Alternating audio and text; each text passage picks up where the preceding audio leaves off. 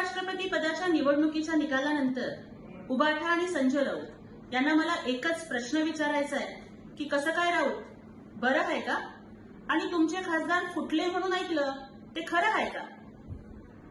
आतापर्यंत कुठल्याही निवडणुकीमध्ये विजय मिळाला की मग विरोधक त्याचं खापर हे ईव्हीएम वरती फोडायचे आणि बॅलेट पेपरवरती निवडणुका घ्या असं आम्हाला आव्हान द्यायचे. कालच्या निवडणुका तर बॅलेट पेपरवरती झाल्या तरी सुद्धा नियोजित मतांपेक्षा 14-15 मतं जास्त मिळवून महाराष्ट्राचे राज्यपाल सी.पी. राधाकृष्णन साहेब हे देशाच्या उपराष्ट्रपती पदावरती विराजमान झाले.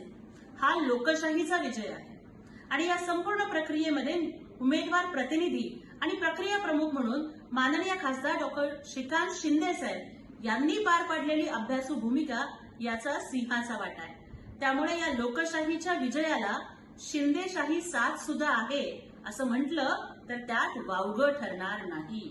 पण राऊतांची बेताल बडबड आज पुन्हा सुरू झाली. त्यांनी शहाणपणा काढला. अहो राऊत, पण तुम्ही दीड शहाणे आहात त्याचं काय? आणि मराठीत म्हण आहे, अति शहाणा त्याचा बैल रिकामा. आणि तुम्ही तर तुमच्या बेताल बडबडीमुळं पूर्ण पक्ष रिकामा करून टाकला तरी सुद्धा थांबत नाहीत, तर तुमचं काय करायचं? खरं तर माननीय श्रीकांत शिंदे साहेब हे कालच बोलले की समझने वाले को इशारा काफी है. आम्ही म्हणत नाही हो, पण सोशल मीडियावरती चर्चा आहे की जे खासदार फुटले त्यात महाराष्ट्राचे खासदार होते आणि त्यामध्येही उबाठा आणि शरद पवार गटाचे खासदार होते. याला हे लोक उत्तर काय देणार? त्यामुळे दुसऱ्याला एसआयटी स्थापन करा असा सल्ला देण्यापेक्षा राऊत, तुम्ही तुमच्या पक्षामध्ये एनआयटी स्थापन करा, निष्ठावंत इन्व्हेस्टिगेशन टीम.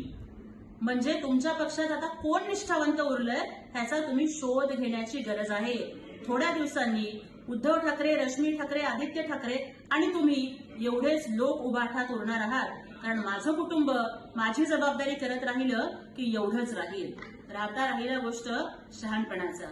तर राऊत, तुम्ही ही जी शानपट्टी करताय ना ती आता बंद करा, अन्यथा महाराष्ट्राची जनता तुम्हाला पानपट्टीवर सुद्धा बसायच्या लायकीची सोडणार नाही.